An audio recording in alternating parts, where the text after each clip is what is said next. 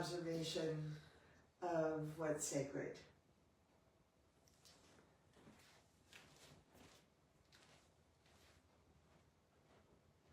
I was researching how the idea of sacredness evolved. And as Deborah shared in her reading, and Lisa did too in her song, in the way of the strands of DNA that connect us with our ancestors. It all began with the ancestors.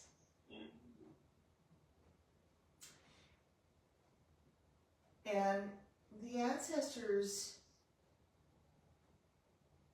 were thinking about what makes things happen. They were looking at nature, and they were thinking about what makes things happen, and they were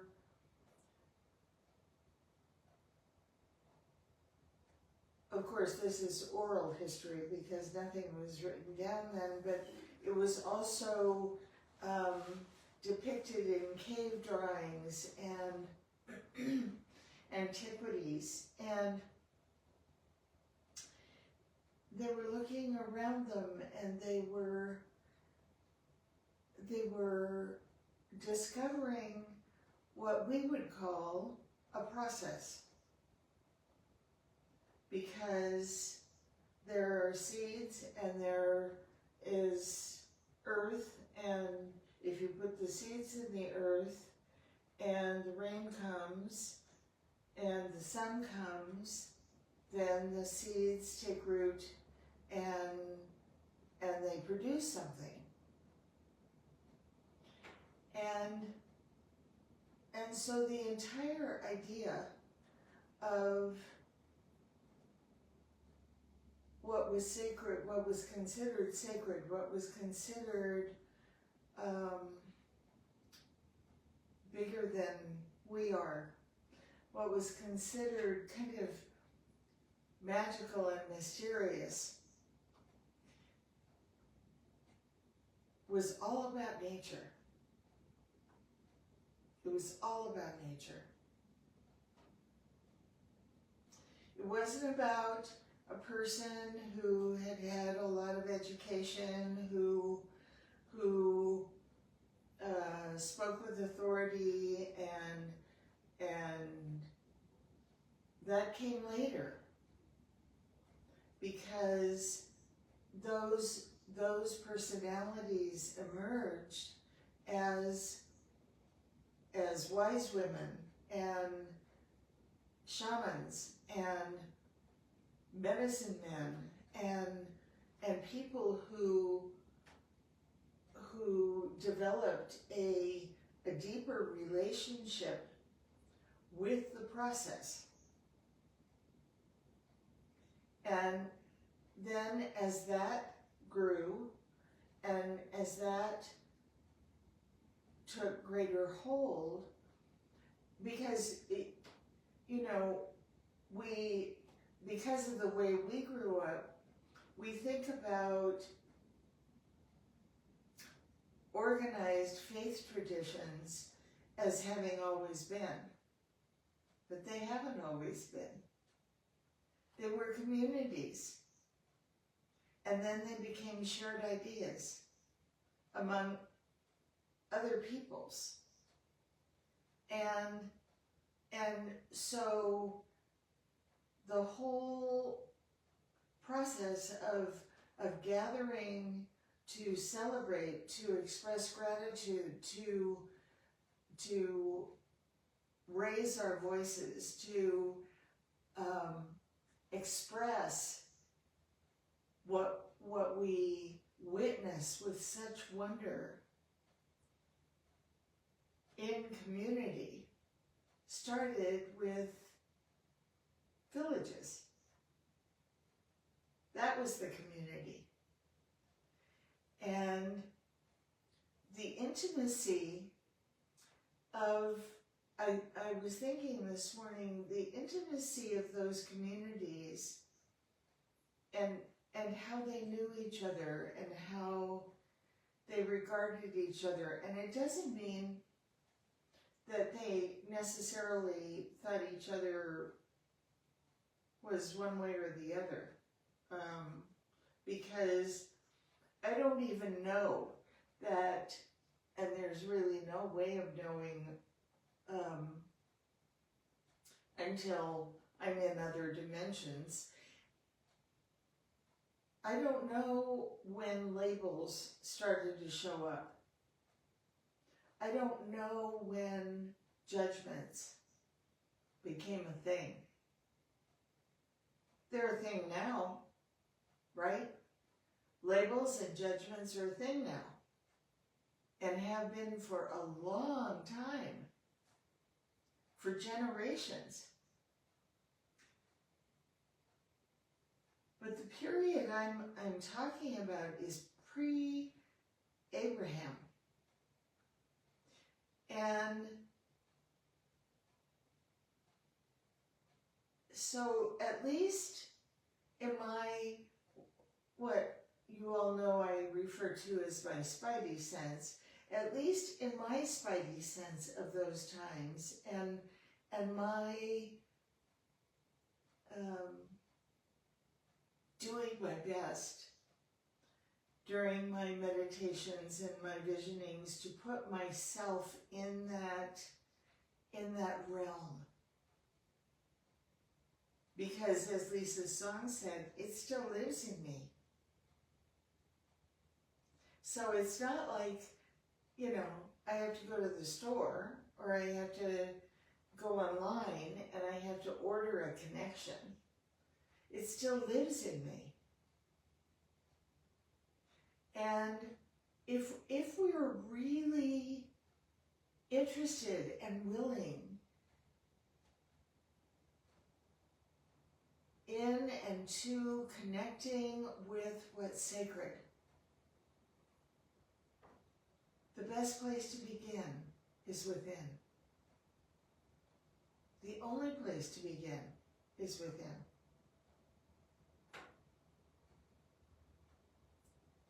Now, I'll grant you, you know, as things continued, as time passed, and other ideas were established, and other ways of looking at life were established, and a whole different idea about community was established, and there was us and them, and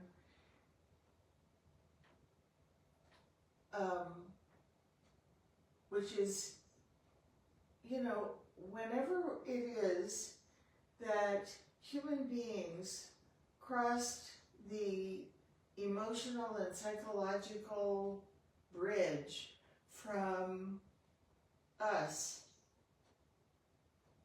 to us and them, I don't know when that was, but it wasn't a step forward. It was really a separation. And as we think about, for instance, I mean, even just being on Zoom this morning and getting to see each other's faces and being together via the miracle, in my opinion, of technology, we can, at least I can, still feel the closeness, the energy, the pulsation of our community as if we were at the synagogue. Because we're all here just for one reason, and that is to be open to experiencing life in a deeper way, in a greater way, in a more expansive way, and to discover how we might do that together. So it doesn't matter where we are. We could be in the middle of a park. It wouldn't matter where we were.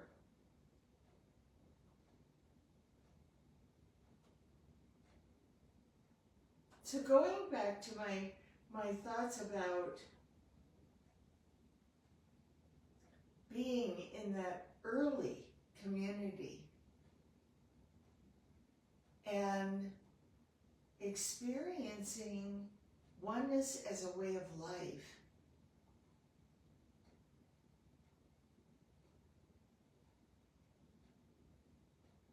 What if? What if we could experience oneness as a way of life just by connecting, deeply connecting with those ancient roots, with our ancient roots.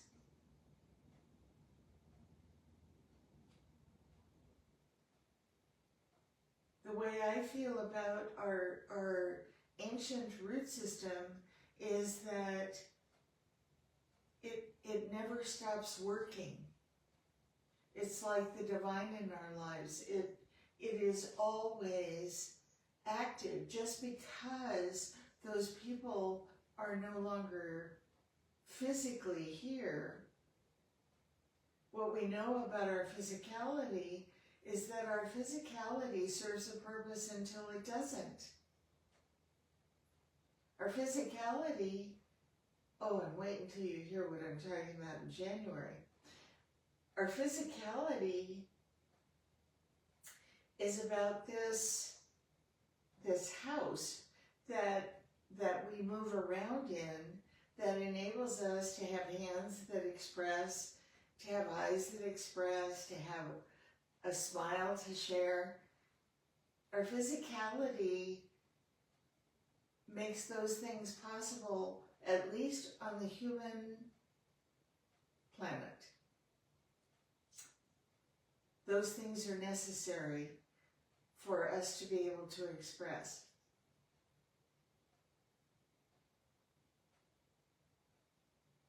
Moving inward to where there is this, wise women were the seed carriers. And I'm going back to talking about ancient times again. Wise women were the seed carriers, and they would all have their pouches of what we would now call heirloom seeds. Well, of course, heirloom is a hoity-toity name for old, original, from plants that showed themselves to be particularly strong and particularly bountiful and particularly hardy. And they would all have these pouches of sacred seeds. And when a young woman showed promise as a potential seed carrier, she would be given her own small pouch of just a few sacred seeds to protect, to carry with her all the time. It was an honor, and it was an obligation. It was a commitment. And observing the sacred in those seeds and their promise was part of the commitment. And now observing the sacred seems to have become about ceremony, but ceremony with a lot of commercialism possibly attached. And what about in Lisa's song, she talks about photographs, old family photographs. And I almost laughed out loud when you said, and I don't know who these people are. Because Denise and I have gone through so many photographs since we moved 11 years ago, and we're still going through photographs, if that gives you any idea. And not knowing who the people are is, and thinking about it, it never occurred to any of the generations to write down who the people were. Because the picture was taken at the time, and of course the next time they looked at that picture, which they may never have had done, of course they were going to remember who the people were. It didn't cross their minds that 3 or 4 or 10 generations later, nobody would know who the people were. And maybe the people were family members, maybe they were just close friends, whatever the case may have been.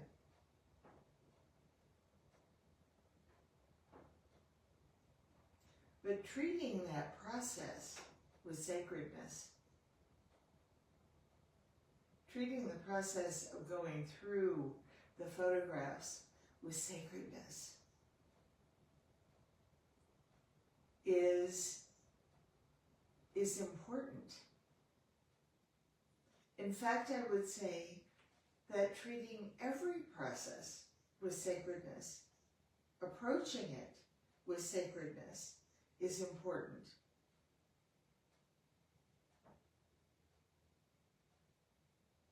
We decide, as I said in my post earlier in the week about this talk, we decide what's sacred. And that has always been. Individuals decide what's sacred.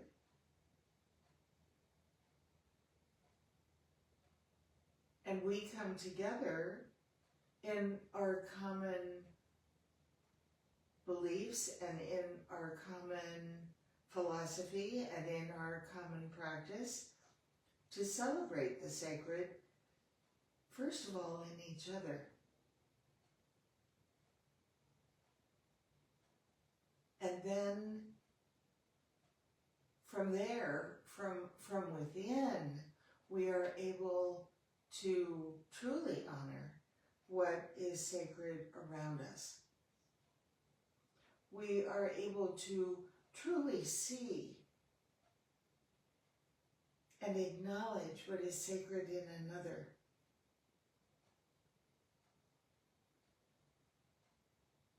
And I can hear someone thinking, well, what about somebody I can't find anything sacred in?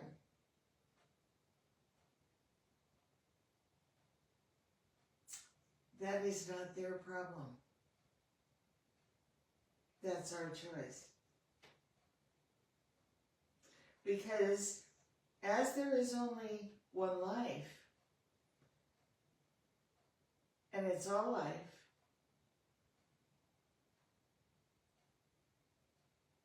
finding the sacred in all things is our job. It's not up to someone else to prove to us that they are worthy of us finding the sacred in them.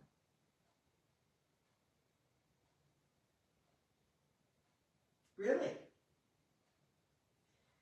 It's not up to someone else to fix what we think about them. It's up to us to establish the sacred as the truth of all things in ourselves.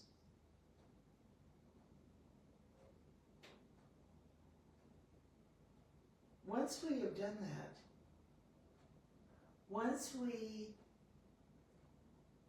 experiment with that practice enough for it to become integrated in who we are, because it's already part of who we are, we just have a different idea about it.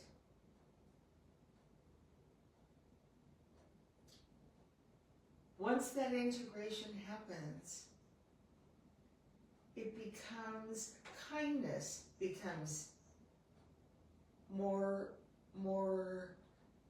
automatic. Respect becomes more automatic.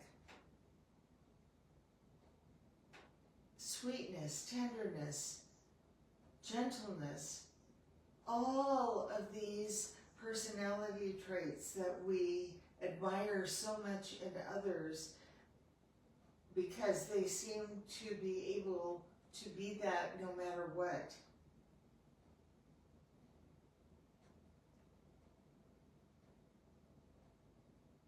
It's not, we are born that way. We are 1,000%, I guarantee you, born that way. And then we spend years forgetting. So now we have to find it again. But it never went anywhere. It's right where we are. So as we're entering into this sacred season, and of course all seasons are sacred as far as I'm concerned, but you know, there are special things about this time of year. As we're entering into this sacred season, let's cultivate together a bigger idea of sacredness. An idea that can actually embrace without limit the sacredness of life itself. Let's do that. See what happens. That's how it is.